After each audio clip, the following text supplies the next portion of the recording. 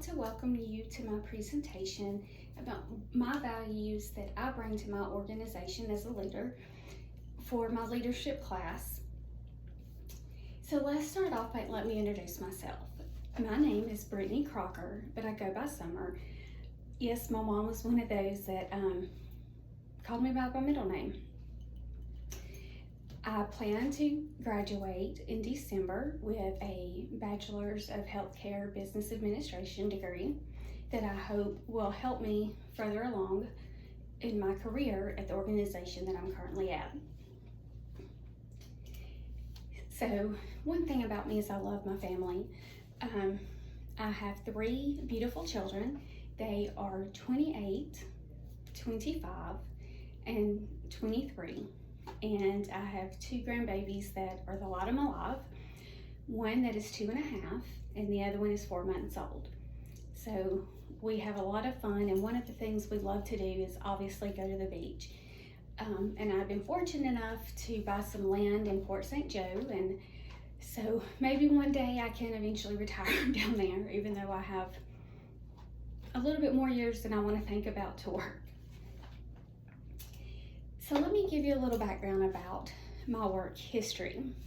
I started at the organization I'm with now 19 years ago.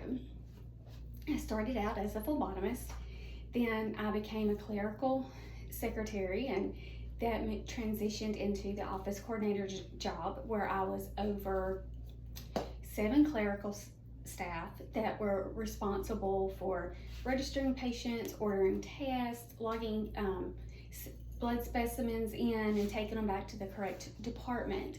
So I had to do appraisals, performance appraisals for them. I had to do competencies for them. I had to learn a lot about them and me as a leader. I gave them a test one time, or not really a test, like a little survey, and I wished I could find my copy. But it was questions about them, and it got me to know them and what motivates them and how they think. And you realize that one thing you might say to one employee, you have to say that differently to get your point across to somebody else.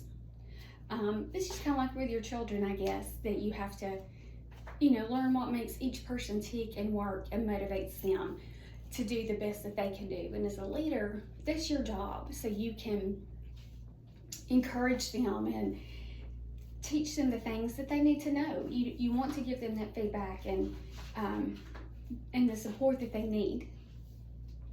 Well, so I worked in the lab for 11 years.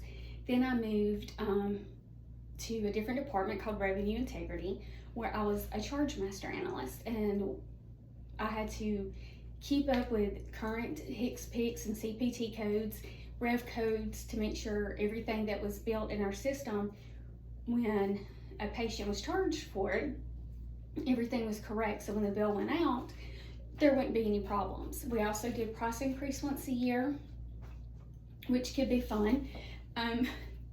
But I really enjoyed that. But unfortunately, my organization was doing a merger with another facility, and I was not gonna have a job. So I moved to a different department, managed care, and I'm a managed care specialist, and I'm responsible for making sure our payers, our insurance payers, are paying what is agreed upon in our contract that we have with them, and if not, why. Keeping up to date on all the policies that they send out, anything that might change with CMS, the Centers for Medicare and Medicaid Services, and just there's a lot of reading that goes on in my department. So I've enjoyed that, and since I've been here, I've also had the opportunity for 6 years to be an operational coach with Lean Six Sigma. And basically, it is a process improvement. You find ideas that can save you money or cut down on the length of stay. just for an example, I worked on one where one of the hospitals that we have was not charging the administration charge when a patient was receiving blood. And they print out this sheet every day, and I went through there and checked so many accounts to see how much we were not getting. And so I had to put a plan in place for them to make sure that they are charging those, because that's money that's left on the table. And it also could be considered fraud, or in some ways, because if we charge Medicaid patients or Medicare patients, we have to make sure we charge our commercial and self-pay patients as well. So we came up with that, got the plan going. I went back and checked, and you want to make sure you always have metrics, because if the plan doesn't work, if the plan we put in place, we were charging even less blood administration charges, then we'd be like, okay, we got to step back and try this again. But of course, the goal is to always make sure it's improved. The length of stay, cost savings, getting rid of paper, making it electronic, because that just is where everything's going these days. And like I said, it's when you do A3s, you use this tool, and it helps you identify the problem. You find the root cause of that problem, why it's being done that way. You come up with a new plan, the steps that you need to do to implement it. If you need to get somebody from IT to help you with something, or any other people that are involved, if there's training that needs to take place, then you do that. And then you go back and you, after a couple of weeks, and check the process, see if it's worked.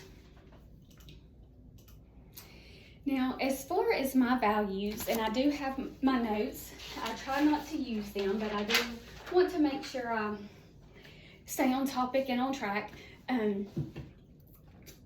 These are some of the core values that I feel like I bring to my organization: honesty, integrity, respect,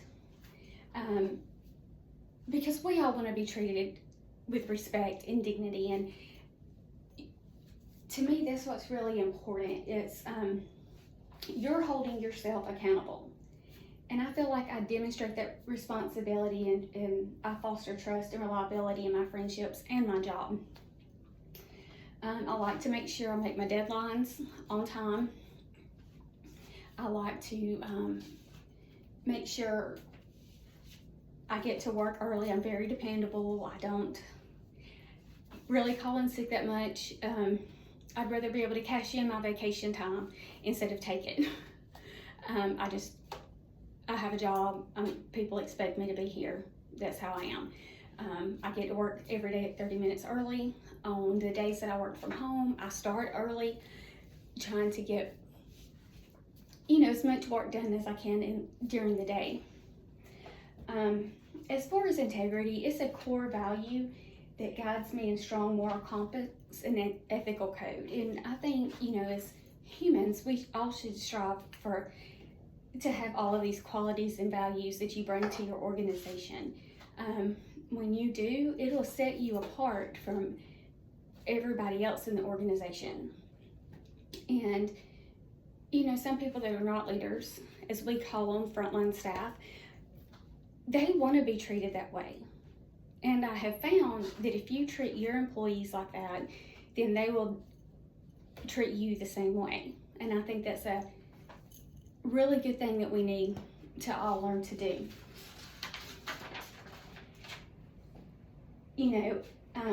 Another thing that I feel like that's a good value for me is my continuous improvement. I'm always looking for ways to improve myself in anything that I do. Just like with the A3s, you're always wanting to try to do things better than the day before. So you can set standards for yourself and goals for yourself, not just for your organization that you're working for. But you want to, I think if you continue to grow and learn and continue to improve, that you're not only better in yourself, but you're better in your organization.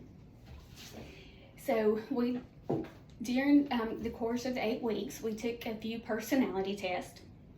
I took the Enneagram, and it says that I'm a reformer, that I tend to be practical and strong. I take my time to analyze and discern what's best. I like to be consistent. So that sounds a lot like me. The next one I took was the Big 5 personality test, and it says I'm conscientious, and that I have a high academic performance. I'm not sure if that is 100% true. I do try. Being older, going back to school has been a little difficult for me. Trying to find the time to fit everything in with school, work, my family. It's been hard, but I have to say, there again, it's a continuous improvement. And I'm grateful that I have this opportunity and have the family support. So I am appreciated by my employers, and I do strive for excellence. On the flip side, though, it says, their definition says that I throw caution to the wind. That is so not me. I'm a planner. I like to make sure what's going on. When I make decisions, I think about them, and I always like, am I making the right one? So I'm not sure I agree with that. Then I took the color test, and it says that I'm the blue personality. There again, it says I'm dependable, practical, and directed. So I'm a rule follower, which is very true. I make sacrifices. Their definition says that I make sacrifices to rise up in the ranks. I don't think that's really me. I make sacrifices for my family, for other people, to help them. That's one of the qualities that I feel like I have, is I'm always willing to help. If I see somebody overloaded, I always try to go and say, hey, can I take something off your plate? You look like you got more to do than I do. Let me help you.